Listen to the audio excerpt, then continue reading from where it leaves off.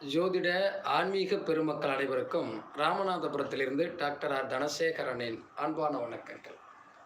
உலகெங்கும் இருந்து இந்த அஸ்ட்ரோ டிவி ஆர்எம்டியை பார்த்து கொண்டிருக்கக்கூடிய என் இனிய தமிழஞ்சங்களில் உங்கள் அனைவருடைய இல்லங்களிலும் மகிழ்ச்சியும் சந்தோஷமும் பெருகட்டும், அன்பும் ஆனந்தமும் நிலைத்திருக்கட்டும். இந்த அற்புதமான தருணத்தில் உங்களோடு பயணிப்பதில் பெருமகிழ்ச்சி அடைகின்றேன்.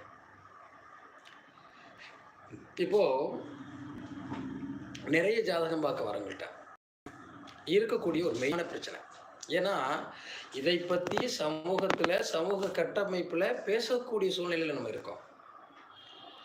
அப்போது கணவன் மனைவி ஒரு ஒரு ஒரு விஷயம் சொல்லுவாங்க, ஓடுகிற வண்டி ஓட ஒற்றுமையாக ரெண்டு மாடு, ஒன்றை விட்டு ஒன்று பிரிஞ்சா என்ன ஆகும் எண்ணிப்பார்.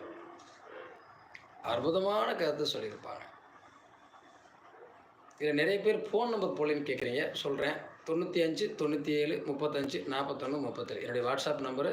95 97 35 41 37. ஓகே, இந்த கணவன் மனைவி இதாங்க குடும்பம். குடும்பம் என்பது மகிழ்ச்சியாக இருப்பதற்கு கணவன் மனைவியினுடைய வாழ்க்கையே சாட்சி.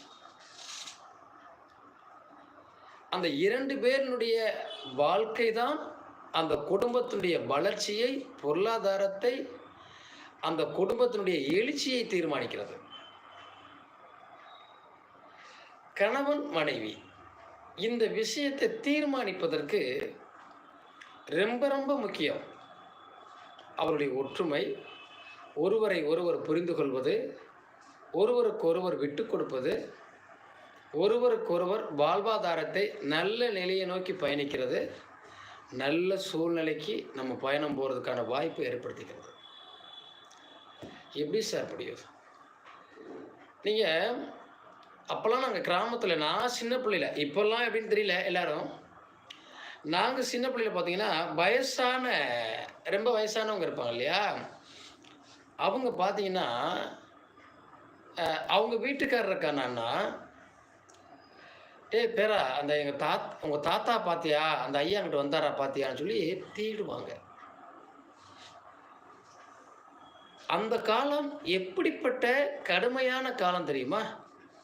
சாப்பாட்டுக்கு செலவுக்கு காசு இல்லாத காலம். இப்போ எனக்கு 53 வயசு ஆச்சு அப்படின்னா, 54 வயசு ஆச்சு அப்படின்னா, நான் சொல்கிறது 40 ஆண்டுகளுக்கு முன்னாடி இல்லையா? எனக்கு 10 வயசு 13 வயசு இருக்கும்போது கூட, அப்போ கூட நான் ஓரளவுக்கு மட்டால இருந்திருப்பேன் இல்லையா?